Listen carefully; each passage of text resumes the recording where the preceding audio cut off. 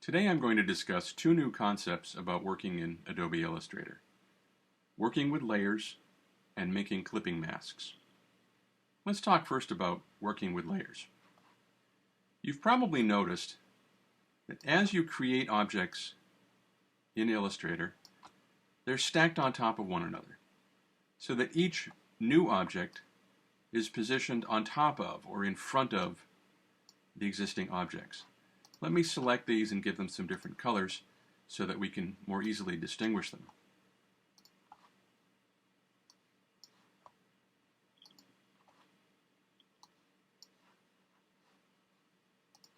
Make a couple more.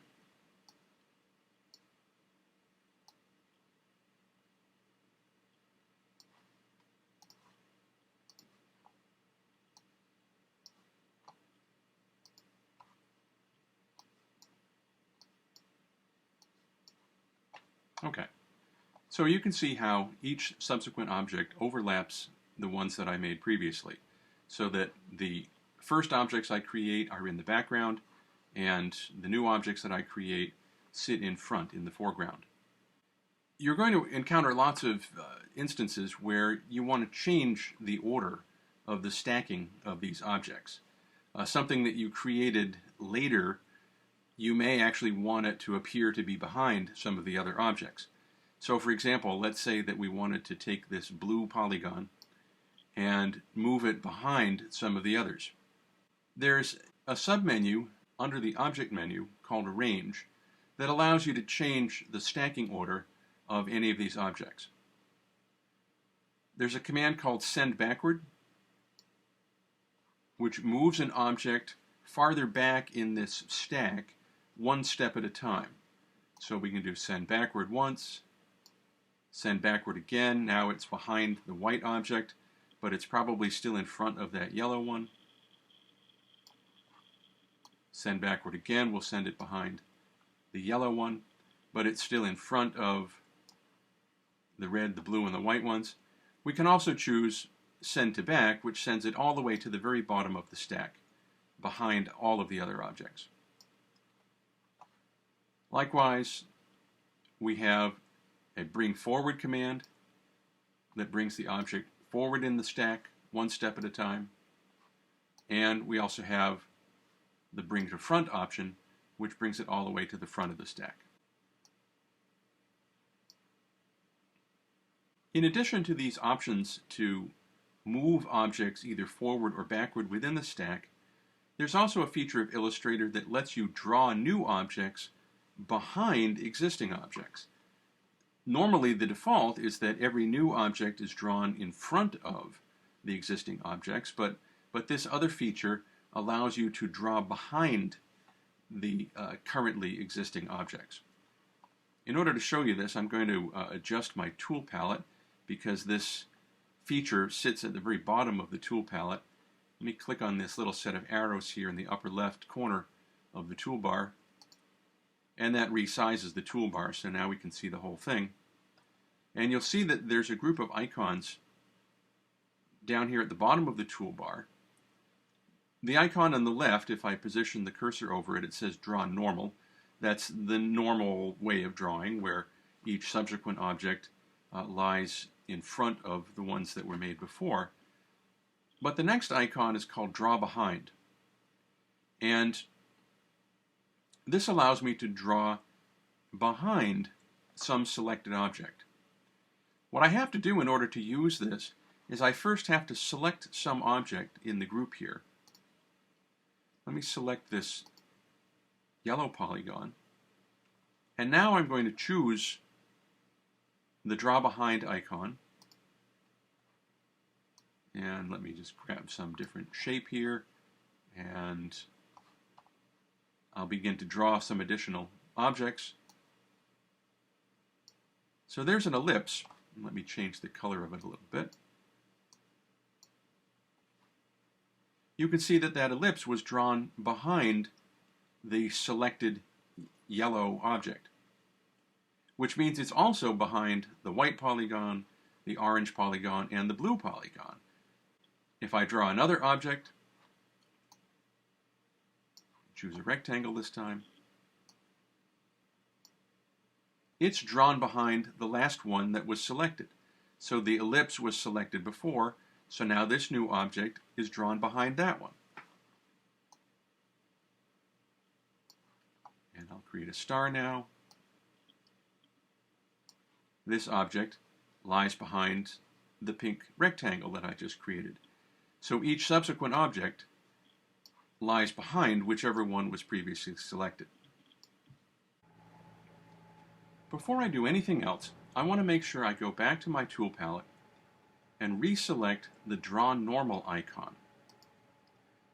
If I didn't do that, if I left Draw Behind selected, then every new object I created would be drawn behind the existing ones, which could get a little bit confusing.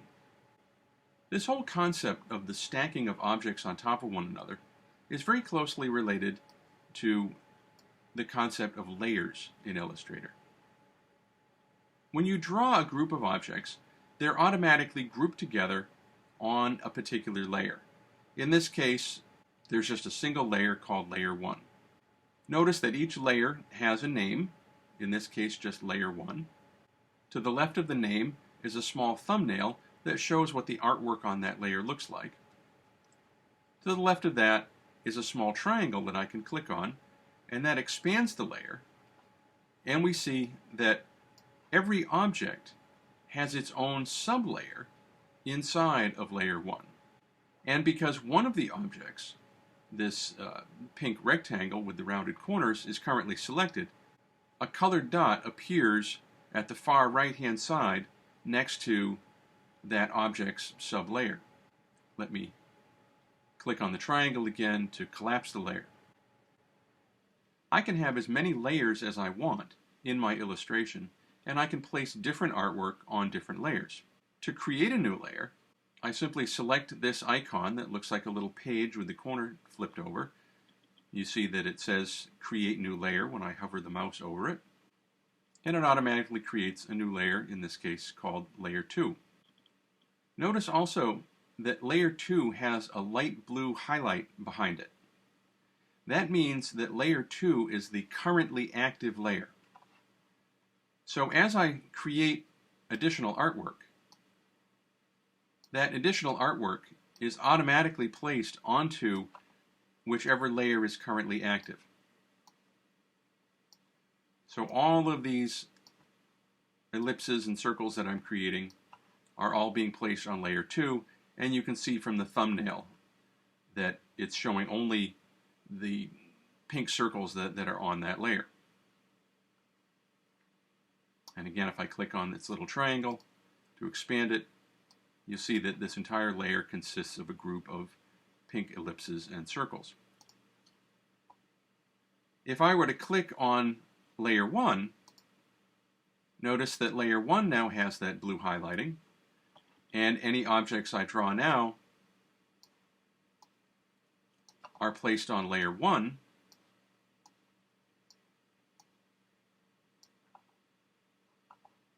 because Layer 2 sits above Layer 1 here in the Layers palette, it means that all of the objects on Layer 2 are in front of any of the objects in Layer 1. That's why as I draw additional objects on Layer 2, and let me give them a different color so they're easier to distinguish. As I draw objects on Layer 2, they may be in front of the other objects on Layer 1, but they lie behind the pink circles on Layer 2. Now I can easily change the order of these two layers, similar to the way that I can send objects forward or backward on a single layer. I can move one layer relative to another. All I have to do is grab one of these layers and drag it up or down within the stack of layers. So if I grab Layer 2 and simply drag it down below Layer 1, now all of those pink circles on Layer 2 are behind all of the artwork on Layer 1. And I can do the opposite and drag Layer 1 now behind Layer 2. Let me select one of the objects on Layer 1. And I'm going to choose one that's way in the background. It's buried under a bunch of other objects. Let me select that blue polygon back there. You remember just a few minutes ago, I showed you how you can move objects forward or backward within the stack using these arrange commands like bring to front, send backwards, and so on.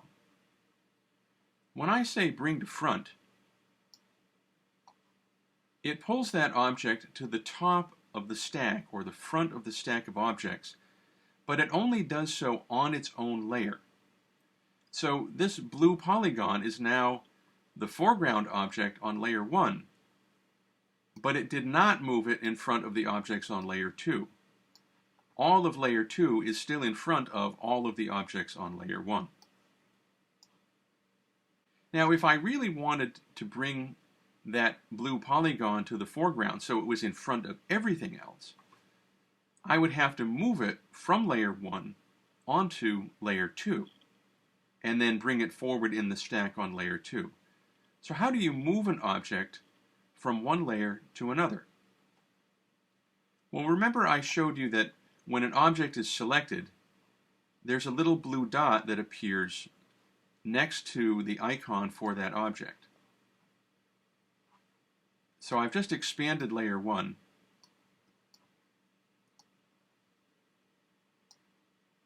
And we see a list of all of the objects on layer 1. And you'll see how that blue polygon sits at the very top of the stack of objects on layer 1. If I want to move that object from layer 1 onto layer 2, I simply drag that blue dot that indicates that it's selected from layer 1 up onto layer 2. That blue polygon is now on layer 2. If I expand layer 2, you'll see that it sits at the top of the stack on layer 2. I could move it relative to those pink circles on layer 2, either by using the arrange commands to send backward. You see how it moved it down one layer in the stack, or I could even grab the object and drag it farther back in the stack from here. So you actually have a couple different ways of changing the stacking order of objects within a particular layer. A couple other things you can do with layers. You can give a layer a custom name. So instead of just layer 1, layer 2, layer 3, and so on, if you double-click on the name of the layer, it highlights the name, and we can call this something. And then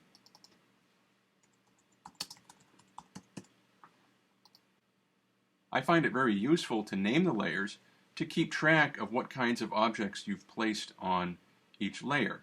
For example, if you're illustrating anatomic structures, you might have abdominal organs on one layer, thoracic organs on another layer, bones on another layer, muscles on another layer, and so on. It makes it much easier to keep track of which object is on which layer if the names make sense. You can also make layers visible or invisible. It's very simple. There's a little eyeball icon at the far left end of each layer. Simply click the eyeball to hide it, click again to make it visible, hide, make it visible.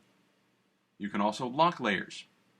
This empty space to the right of the eyeball allows you to lock all of the objects on a layer.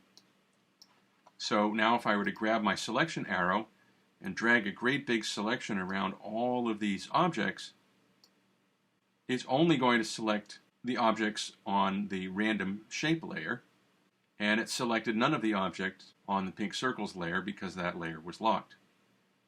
Unlock that layer, and I'm now going to delete all of these objects. And in fact, I'm going to delete one of the layers. If you decide that you want to delete a layer, you simply highlight the layer and click on the little trash can icon in the bottom right corner of the layers palette. If there's artwork still on the layer, you'll get a warning. It will say, are you sure you want to delete this? Because deleting the layer will also delete the artwork. Now let me show you a couple of real applications of layers, instead of just creating a bunch of random shapes and placing them on different layers. Here's one of my favorite uses for layers. I find that I produce better artwork if I create a good pencil sketch before I actually sit down at the computer. For me, my brain just seems to function better with a pencil in my hand and just doodling on paper. And I work out the composition, the layout, the organization of the illustration on paper before I ever turn on the computer. I'll then scan the sketch into the computer, and what I'll do is I'll place the sketch into Illustrator and then trace over it. So let me show you how that works. I already have a sketch that I've scanned in. I'm going to go to the File menu, and about halfway down there's a command called Place. I've already got the right folder open. I have something here called Sketch Template. I'm going to click Place, and now what you see is a little thumbnail that I can position anywhere on screen that I want.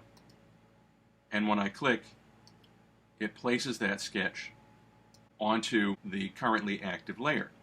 When I create my artwork, I don't want to create the Illustrator artwork on the same layer as the sketch, because when I've completed the Illustrator artwork, I want to be able to delete the sketch very easily. So I'm going to leave the sketch on this layer and lock the layer, and then create a new layer where I'll actually start creating my artwork. So on this layer, I'll just do this kind of quick and dirty.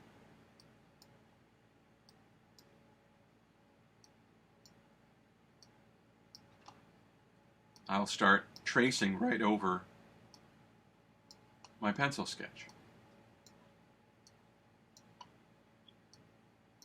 Now you'll notice as I do this, the artwork that I'm creating has a black fill. And alternatively, since I'm basically trying to draw a black outline here, I might have a white fill and a black stroke. Make that a little thicker. But either way, the fill color is obscuring the sketch in the background. Now, one possible solution to that might be to give this object a fill of none, and that way my sketch is going to continue to show through. But let's say I didn't want a fill of none. Let's say I actually wanted this to be filled with white. Or let's say I was illustrating something else and I was putting gradients or patterns or something inside the objects. I really couldn't afford to make all of my objects with no fill. If I've created artwork that has some kind of fill and it's hiding my pencil sketch, how do I continue to draw if the sketch becomes hidden? Especially when I go back later and try to draw all of the internal details of this face. When I try to draw the eyes and the ears and the hair, all of those things are now hidden. Let me show you a really handy little trick. I mentioned before that you can hide a layer. Well, that allows me to see my sketch, but now I can't work on the artwork on layer 2 because it's hidden. When I make layer 2 visible again, then I can't see the sketch.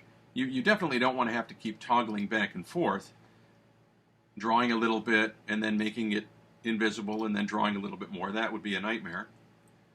So here's what you can do. First, I need to explain the difference between what's called outline mode and preview mode in Illustrator. If you go up to the View menu, the very first option here says Outline. When I select this, every object that's been created appears as just a simple little outline with no stroke color, no stroke weight, no fill. So if there were patterns and things in here or gradients, all of that stuff would disappear. And all I would see is just this thin little black outline. So that allows me to see through layer 2 to see what's behind it. But unfortunately, when I go into outline mode, any raster artwork that I have placed into the image, such as my sketch, appears as just a big box with an X through it, like you see there. So I can't really work in outline mode either because I can't see my sketch. Normally we work in what's called preview mode. So let me switch back to preview mode, which is where you can actually see the fill color, the stroke color, patterns, gradients, and so on that you've placed in your objects. And you need to be in preview mode in order to be able to see the sketch.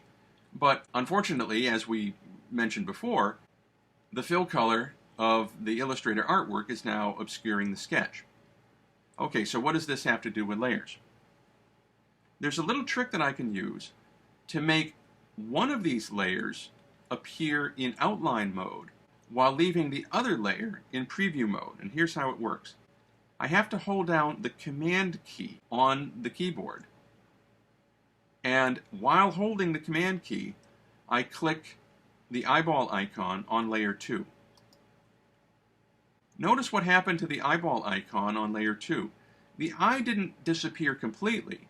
Instead, the eye is represented by just an outline, indicating that this one layer is now in outline mode. And it's a little hard to see, but if I drag the selection arrow here, you can see that my path is still there. Meanwhile, the layer that has my sketch on it is still in preview mode, so it's still visible. So now I can continue to draw this outline around the face without covering up the sketch. This line still has a black stroke and a white fill. It's just that we can't see it at the moment because this particular layer is being viewed in outline mode. So more importantly, now I can draw things like the ear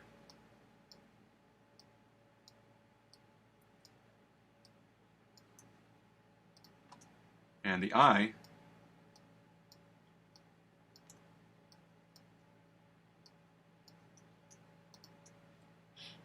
Now when I want to return layer 2 back to preview mode so I can actually see what the fill color looks like, or again if I had gradients or fill patterns or something in these objects, I'd want to be able to see all of that stuff.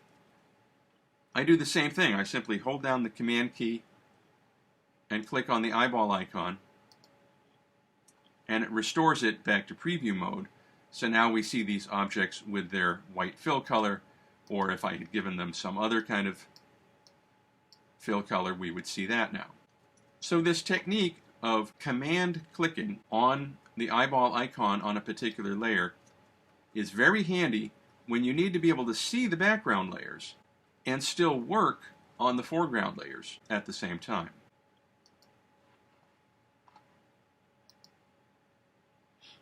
Here's another real-world use of lots of layers.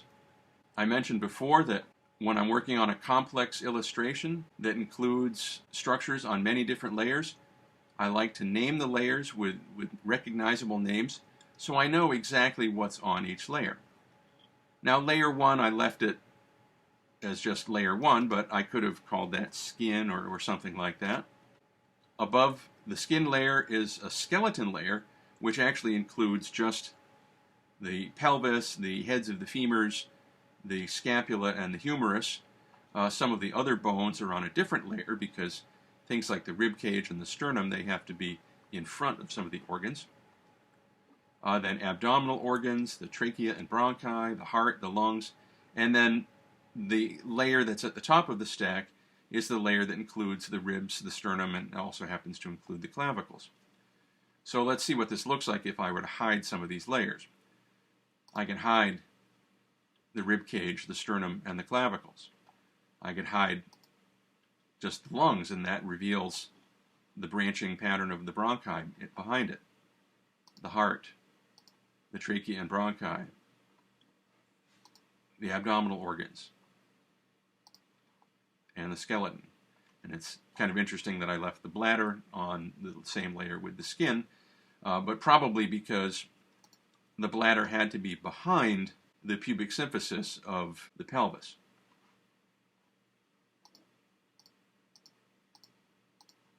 So I think it's very useful to organize your artwork into layers like this and to give the layers meaningful names so it's easy to know exactly what's on each layer. Next, I'd like to talk to you about using clipping masks in Illustrator. A clipping mask is any object created in Illustrator which is used to crop other objects. so that the other objects are visible only inside the masking object. And those objects are hidden where they fall outside of the masking object. Let me demonstrate. I've just grabbed any shape here. It doesn't make any difference what kind of object. It could be something you draw with the pen tool. It could be one of these geometric shapes. Really, any object at all can be a mask. I'm just going to draw this hexagon on top of the anatomical art. The hexagon is on the top layer here, so it sits in front of all of the other artwork. And what I'm going to do here is I'm going to select the hexagon and all of the anatomical artwork on all of those other layers. And I'm going to use a command that makes a clipping mask. And what will happen is that all of the anatomical artwork will only be visible where it falls inside of this hexagonal shape. And any of the artwork that extends out beyond the edges of the hexagon will be hidden. It's important to remember that the object that is going to function as the mask has to be the thing that's closest to you. It has to be at the very top of the stack. So you can see that the hexagon is placed in the very topmost layer, and it's the topmost object on that particular layer.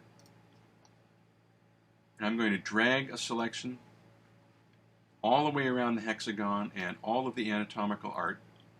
And you see how it's selected things on all the layers. That's why all these little colored dots appeared. I'm going to go to the Object menu, down here to Clipping Mask, and say Make. And you see what it's done. Just as I predicted, the anatomical artwork is visible where it falls inside the hexagonal shape, and any artwork that extends out beyond the hexagon is temporarily hidden. The artwork is still there. In fact, if I were to click on the edge of the skin outline, you can see that that vector shape is still there. It's just been hidden by the mask. And I could draw some other object and send this other object to the back, and you see that the other object is now visible, which proves that the anatomical artwork is truly hidden down here where it extends beyond the edges of that hexagon. I can still select any of the artwork that falls inside the mask, which means I could actually continue to modify or edit any of those objects inside the mask. But I want to draw your attention to the Layers palette, and you may notice that all of these other layers are now blank. The little thumbnails have all become blank. That's because of something very unfortunate about the way Illustrator creates these clipping paths. It takes all of the objects, regardless of what layer they're on, and drags them all onto the same layer where the masking object is located. So you remember I drew that hexagon on the layer with the ribs and sternum, and when I created the mask, it then dragged all of the artwork from all of these other layers and placed it on that same layer with the ribs and sternum. When I expand the ribs and sternum layer, you'll see that there's another sublayer here, and if you could see the full name, it would say that it's a clipping group, meaning that all of those objects have been grouped inside a clipping mask. But now if I expand the clipping group, you'll see that every single individual object forms its own little sublayer here under that clipping group. This is very unfortunate because it means I can no longer select objects individually based on which layer they're on. It's particularly unfortunate because Illustrator didn't used to do it this way. The earlier versions of Illustrator that I worked on actually allowed the artwork to remain on its original layer even if you placed a clipping mask on the top layer. It's only been the last couple versions of Illustrator that have done this, where it's dragged all of the artwork onto this layer. And I've complained about this to Adobe, but nobody seems to want to listen to me. After you've created this clipping mask, you can still select the mask object itself. there still is a path here that defines the edge of that hexagon. And if I use the white arrow, I can select individual anchor points on that hexagon and modify them, which can allow me to reveal more of the artwork or crop in tighter on the artwork and reveal less of it.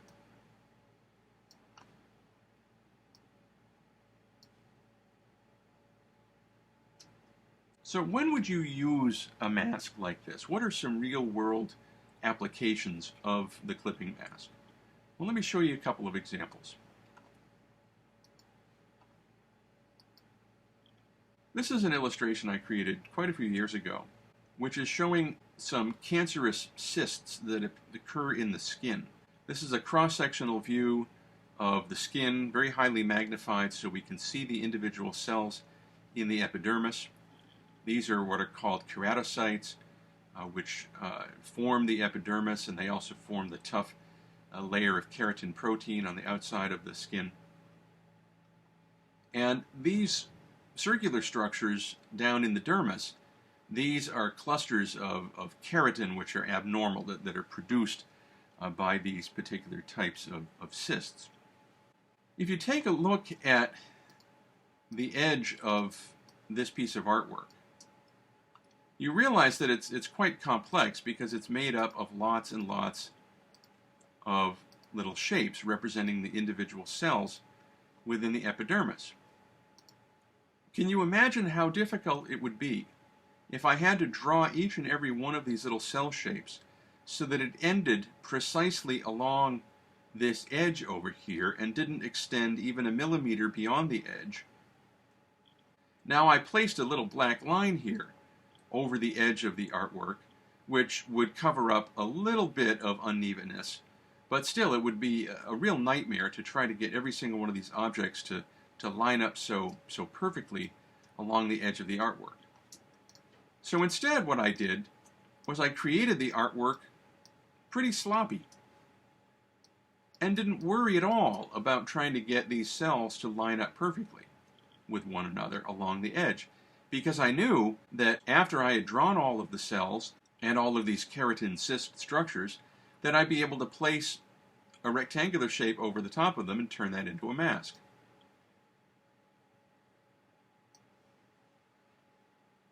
So I can simply select the rectangle and all of the artwork behind it, go back to the Object menu, Clipping Mask, Make. Now you may remember that in this version there was a blue background and also a black outline around the outside of the artwork. That's very easy to do because you can still select the clipping mask object, and if I give the clipping mask object a fill color, like let's say I gave it 15% cyan, 5% magenta, the fill color of the mask only fills in areas that are transparent, where there's no artwork. So essentially this is adding a background color behind the masked artwork. And I can also apply a stroke to the outside of the clipping mask object. Let me undo that. I'm hitting Command-Z on the keyboard, and use this illustration to explain another useful feature of clipping masks. I'm going to select and delete the existing mask object. When you create artwork professionally for a client, the client will often tell you the exact size that the illustration needs to be. For example, if you're creating artwork that's going to appear in a book or magazine, the text on each page is typically arranged into columns, and those columns have a very specific width. And it's up to the illustrator to make sure that their artwork is sized to fit exactly within those specified dimensions. A clipping mask can be a very useful way of ensuring that the artwork fits exactly within certain specified dimensions. I'm going to grab the rectangle tool and position it near the artwork, and I'm just going to click with the rectangle tool and it will bring up a dialog box where I can enter precise measurements for the height and width of the rectangle. Now let's say that I'm working for a publisher and they tell me that they want this illustration to be exactly 22 picas in width by 22 picas in height. Now you probably don't know what a pica is yet, but we'll talk about that very soon. But it's a unit of measurement that's used only in the publishing industry. And the way you designate picas is you actually enter a number, 22, and then you have to put a P followed by a 0. It's a little bit strange, but that's how it's done. Then I'm going to tab into the next space, 22P0. What happened up here is that Illustrator automatically converted the measurements of picas into measurements in points. It's the same size, it's just a different way of writing the same size. And now when I click OK, it's going to create a rectangle, which is exactly 22 picas square. And it just so happens that that was approximately the size of the mask that I had before, because I did in fact create this illustration for a publisher that wanted it at exactly that size. So now I know when I select my clipping mask and my artwork and turn this into a mask, Object, Clipping Mask, Make, the artwork is now sized to the exact dimensions that the publisher has specified. And once again, I'll give this a fill color.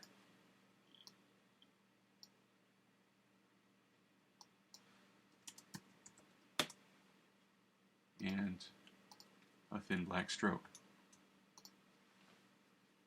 So now my artwork is sized to the exact size that the publisher requested, and it's ready for me to send it to them electronically. Another handy use for clipping masks is to create an inset in an illustration. Here's an example of an illustration that actually includes two different insets. So what we have here is some artwork that's been created in the background, this illustration of the heart and a little bit of text. And then there are two insets, which are enlargements of that small circular area showing one of the coronary arteries on the surface of the heart. Each of these circular areas is contained inside a clipping mask. So the heart and the colored background is included on this layer called layer 7. I can hide that. The text is all on its own layer. And as I said, each of these circular areas is its own clipping mask on its own layer. So one inset, inset 1, and another inset, inset 2. Let's take a look at how each of these is created. Notice that all the layers are locked, so I have to unlock them. So let me unlock inset 1 and demonstrate to you how this is created. I'm going to grab my group selection tool so that I can quickly select this entire circular shape, which is the mask. One thing I haven't shown you yet is that after you've created a mask, you can actually release the mask. In other words, leave the circular object where it is, but turn it off so that it no longer functions as a mask. I've selected the mask. I go up to the Object menu, back to Clipping Mask, and I can say Release, which converts the object back into just a circle filled in with this pale green with a black stroke. I'm going to get rid of the fill color and give it a fill of none so we can see the artwork behind it. And you can see in this case, the artwork for this enlarged view of the coronary artery extends way beyond the edge of the mask. I did that intentionally because I wasn't sure exactly how much of the artery I was going to show in this inset. I thought it was possible that I might actually show quite a bit more of the artery extending over here. So I made the artery a lot longer than it needed to be, and so I could either make the inset larger or smaller depending on what I thought looked better, and also depending on what the particular client was interested in. So this started out as just the illustration of the coronary artery. I grabbed the ellipse tool, and remember to create an ellipse which is a perfect circle. You want to hold down the shift key. That's going to constrain the proportions so that the height and width are identical. I select the circle as well as all of the artwork that I want to include inside the mask. And I could go up to the object menu and choose clipping mask, make, or notice to the right of the make command is this little symbol that looks sort of like a little clover leaf. That represents the command key on the Apple keyboard, and then the number 7. What that's telling me is that I can execute that same command by holding down the command key and just typing the number 7, command 7. And I've created my mask. And then with the white arrow, I select the mask object. Let me put that pale sort of greenish color back in there.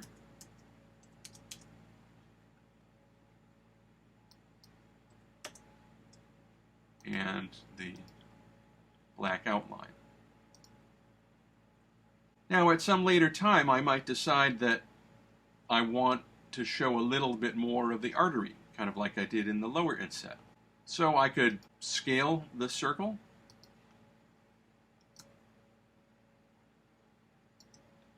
to reveal a little bit more. And I could reposition it if I wanted to change exactly which part of the artery was visible. Turn all the other layers back on, and we can see what it looks like. Okay, so that's another handy use for clipping masks, is to create these kind of blow-ups or insets. Here's another use for clipping masks. To create a cutaway or a window where it appears that we're looking inside this structure here. This is an illustration of the hepatitis B virus, and it consists of 4 layers. 1 layer is just the text, and then 3 layers to create the different parts of the virus. 2 of the layers are for all of these blue and kind of greenish colored proteins, which make up most of the virus structure. Then there's a 3rd layer for this cutaway view where it appears that we're actually looking into the interior of the virus to see this double strand of DNA and a couple of polymerase enzymes that reside in the interior of the virus. Let me zoom in on this a little bit. You might assume from looking at this that the cutaway layer with this DNA is actually behind these blue spherical proteins, because it appears that we've actually cut away those blue spherical proteins to reveal the DNA behind them. But in reality, if you look at the layers palette, you'll see that the cutaway layer is actually sitting on top of the other layers. So I can hide the outer envelope and what's called the capsid, which is all of those blue spheres, and we see the cutaway. Let me unlock that layer so we can explore it a little bit more. This shape that has the scalloped edge on it is the actual mask. And inside that mask is a light blue gradient as well as a darker blue shape. When I select part of the DNA strand, you can see that part of it actually extends beyond the edge of the mask because it's hiding inside of a mask. Let me select the mask shape again and release it so that you can see a little more clearly how this was created. I'm going to go to Object Menu, Clipping Mask, and Release. And so now we see how this was constructed. There's a light blue shape that represents one part of the cut edge of this cutaway through those blue spheres. There's a darker blue object behind that, which is showing the interior of the cut section into the interior of the virus. And then you see that this DNA strand actually forms a complete loop, but we only see a small part of it inside the mask. So then this clipping mask shape sits on top of all those other objects. Remember that the mask shape, the shape that you're going to use as the mask, has to be the frontmost or the topmost object. So I'm going to select the mask shape and all of the other artwork. Go back to the object menu, clipping mask, make, and we have our mask back again. And then I'll turn on the layer with the blue spheres, and you can see what I've tried to do here is shape the mask so that it appears to be a cutaway through each of those blue spheres.